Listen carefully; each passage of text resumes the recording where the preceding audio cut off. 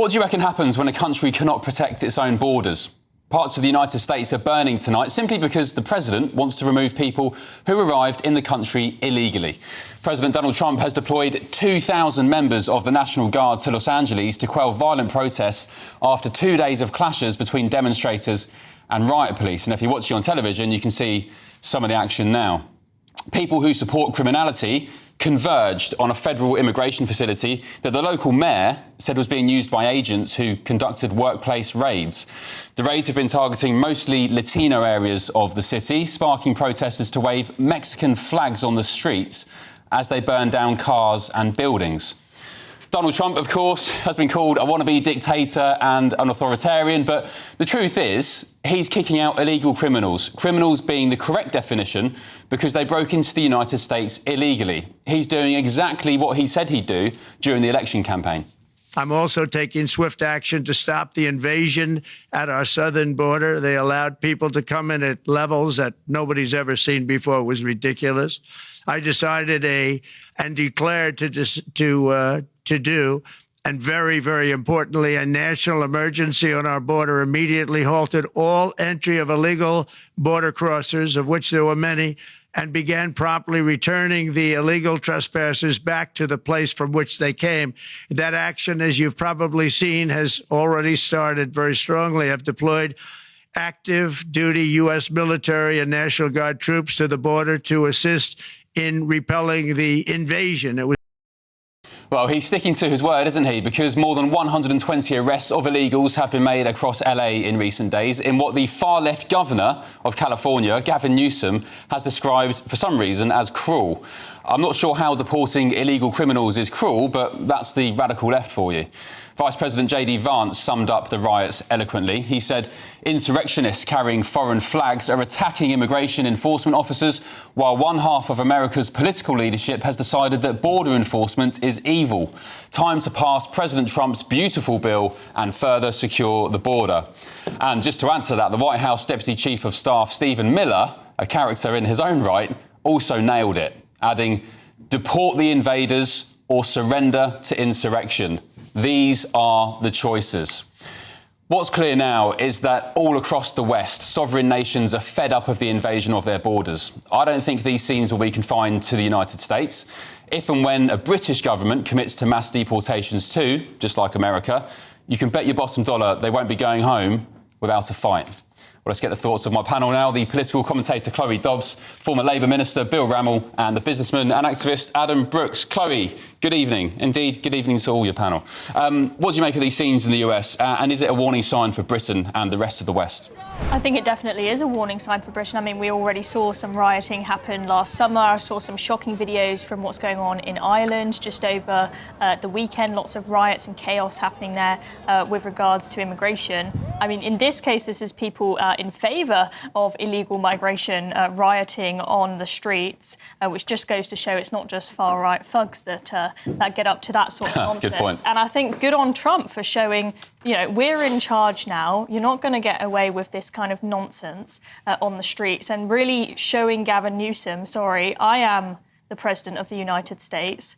Illegal migration is not something we're going to tolerate, nor people rioting in favour of it. Yeah, and these are live pictures now. If you're watching on television at home, my audience, these are live pictures from Los Angeles right now.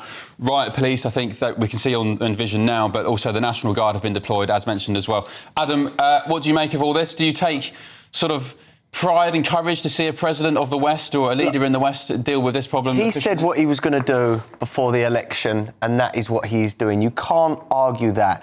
Now, let's also remember that I think 42% of the Latino population in America voted for Trump. There's many honest, hard-working Latinos that do not want people going to America illegally and taking their jobs and putting their family at risk. It's the same here with people coming across the channel. We don't know their histories, and, you know, it is putting the public in danger in many instances. At the end of the day, Antifa are one of the most They should be a terrorist group because, be. look, they mask up. I've dealt with Antifa in London. They're vile people that pretend they're on the good side, but they're not. They're evil. They targeted my business when I confronted them. They're violent. They will be whipping this up here, and it won't be mostly Latinos. It'll be the far left. The far left seem to want to side on the side of criminals and not patriots or people that love their country. Adam, be careful because you might get put on a prevent watch list for that kind of rhetoric.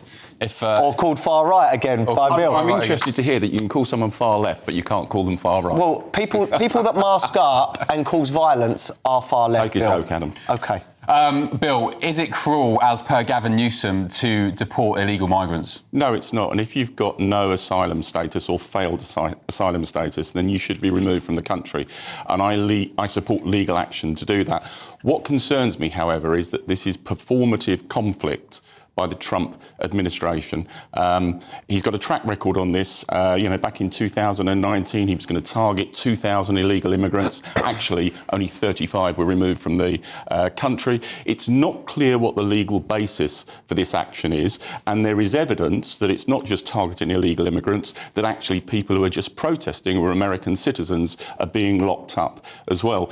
And there's also... But I think if you go down burning cars down and buildings and so on, then you deserve to be locked up, no? Yeah, but there's evidence that people who've not been doing that have been locked up. And the courts and the legal process needs to run its course. But also, there is not a read across from here to the United States.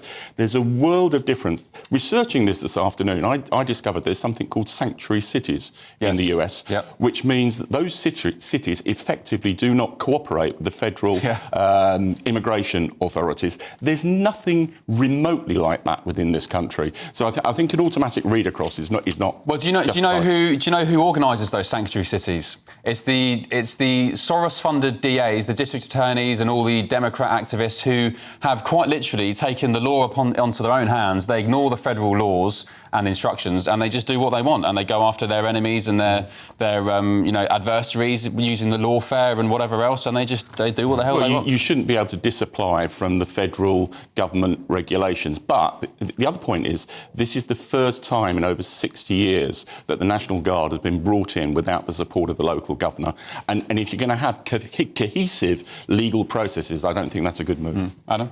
No, I was just going to say, Bill said there's many Americans that are caught up in these protests amongst the violence, yet last summer there were peaceful protesters amongst the so-called rioters in the summer, and the left seemed to want everyone locked up that was involved in the protests and so-called riots there. So there's a lot of hypocrisy going on. Well, judges even said during Southport last summer, judges said if you were simply observing on the sidelines, if you were just there not doing anything, if you were just standing on the sidelines observing, you would be getting... and you were involved. But in this case, Bill doesn't seem to think these people were involved. I think the law should apply. And my real concern about this is it's performative, it's deliberately trying to drive conflict, and it is not clear what the legal basis is for that. I think a few batons over the head of anarchists is a good thing, and might put a few more coming onto the streets. We're your judge, jury and executioner, Adam. Well, if you've got a mask on... That would be. So you're right that it's very rare for the National Guard to be brought in when the governor has not agreed to it. I think that's probably just because in most cases where you've got chaos on the streets and violence, the governor would probably agree. Now, Trump has used a law that says if there is a rebellion against the authority of the United States government, you are allowed to bring in the National Guard. I agree that they should only be taking action against people who are genuinely being violent, and it's very important that they don't cross the line into taking action against people who are exercising their right to free speech and just holding up a placard. But I think he has made sure that he's used a power that he is able to employ here. And I think it's quite frankly really embarrassing that Gavin Newsom has said that it's cruel to arrest 120 people and doesn't want the National Guard to be brought in and to have law and order in California. He's not in favour of keeping Californians safe. He's not in favour of keeping them safe from random criminals coming across the border. And then look what happened with the fires last year. Look, Newsom has also said that there is no deficit in local forces to enforce the law, but Trump has deliberately chosen to bring in the National Guard for the first time in 60 years against the wishes of the local governor. And I think that's it's a statement. Inflame the situation. It's a deterrent. If you want to go running around the streets of America with a balaclava on, covering your face, all dressed in black, you deserve a baton over the head, in my opinion. Adam, would you like to see... do you ever envision a UK government behaving like this in the future? Mass deportations, getting tough, kicking doors down, getting rid of people who shouldn't be here? No, not in the next few years. Reform will be a next step to change. I mean, even Reform have been accused of being a bit lacklustre. They will be better. Farage is explicit. He's not in favour of mass deportations. Well, he's not going to have a choice in a few years' time because things are going to get so bad under this government. But one thing I do fear is that, you know, if we brought in our sort of heavies, our National Guard, that it would be used against people on the right and not on the left. That's what happens in this country. The big dogs don't come out when the left riot and they cover their faces. It's just normal plod. But if someone like Tommy Robinson goes up London, suddenly it's the biggest coppers with the biggest batons. There's a definition of paranoia, and I think I'm seeing it before me. It's two-tier policing, Bill. It's evident. There's not two-tier policing in this country. God. It's evident, Bill. Do you think it is, Chloe? Of course there's two-tier policing in this country. I mean, it's bonkers that you've got the police, for example, going and knocking on the door of a pensioner who puts up a sticker saying that men shouldn't be in women's bathrooms. But then, yeah, as you say, people like Antifa and whatnot, they can get up to whatever they want. You can have people chanting in favour of Hamas on the streets. And if you're black, you're 5 times more likely to be arrested with force than if you're white in this country. Why is that? Does anyone know? Well, in London, Bill, it's not backed up. In London, Bill, crime. if you're black, you're 62% more likely to stab someone than someone that's white, and the stats back that up. So it's like horses for courses. Who think that stop and search is racist because more black people happen to be stopped. Yeah, they also have to be way more likely to be carrying a knife. OK. I don't think the stats back that. But they do 100% back that up, Bill. OK. If you're watching on television and you've seen any you have to be very eagle-eyed to see this, but if you've seen any graffiti on the walls of LA there, which may have upset you, I'm sure it wouldn't have, but if you did, apologies for that.